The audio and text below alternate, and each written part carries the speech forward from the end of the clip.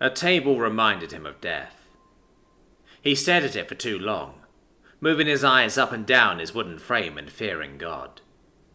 His hands twitched. They had a habit of getting away from him when he was nervous.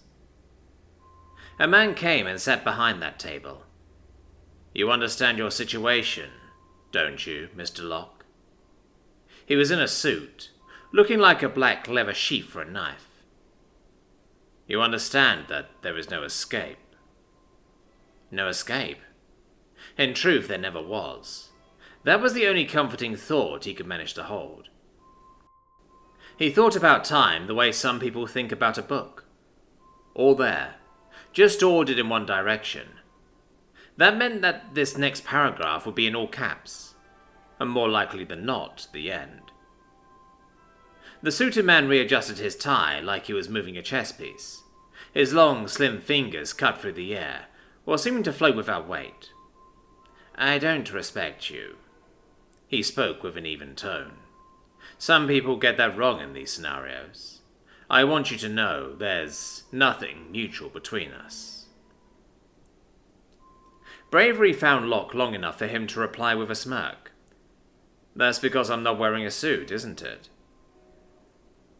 His response wasn't even a smile. It was something much more sinister than that. A curving of the mouth that showed the sharp white ends of the canines. A pulling of marionette strings on the fake arms of his emotions.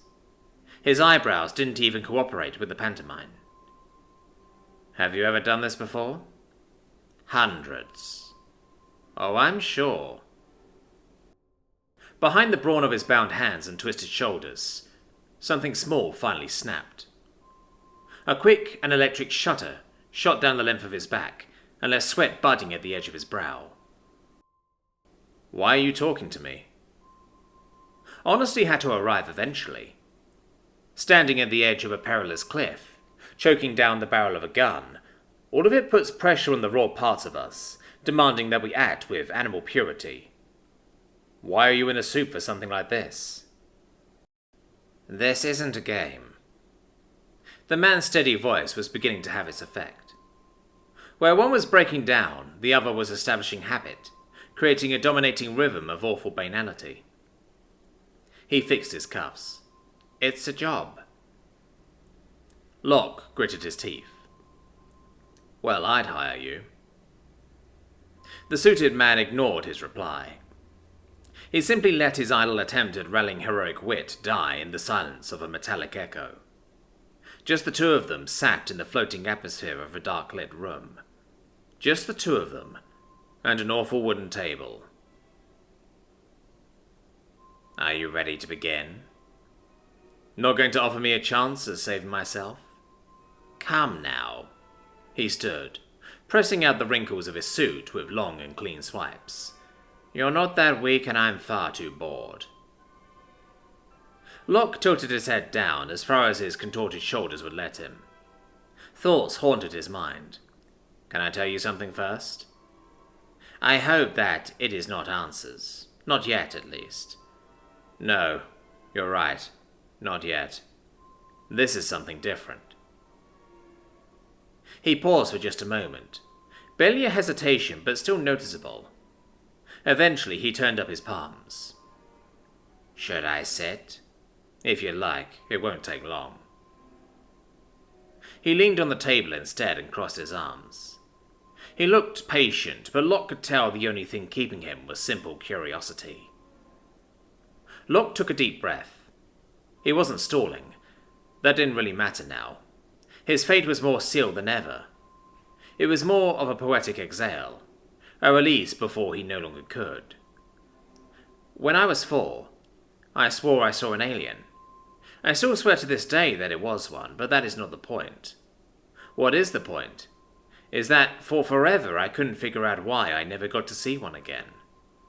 Why would they be so easy to spot once, then never return? That just doesn't make sense to me.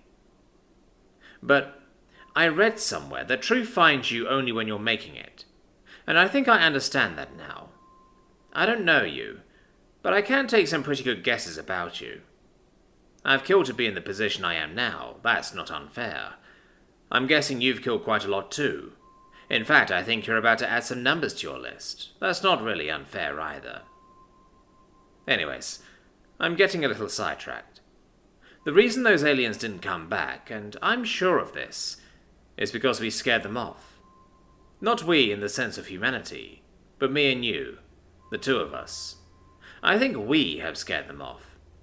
We scared them off because of what's about to happen in this room. They saw that, they recognized me, and they fled. The suited man's thumb tapped against the wooden table. This time a genuine smile appeared across him. What we do in this room. You have an emergency gun in that suit, yes? He scowled. Well, I'm sure you're going to get it eventually, but... Locke raised his hands, showing the unbound knots hanging from each one. I'm going to scare some aliens first. He lunged at the man.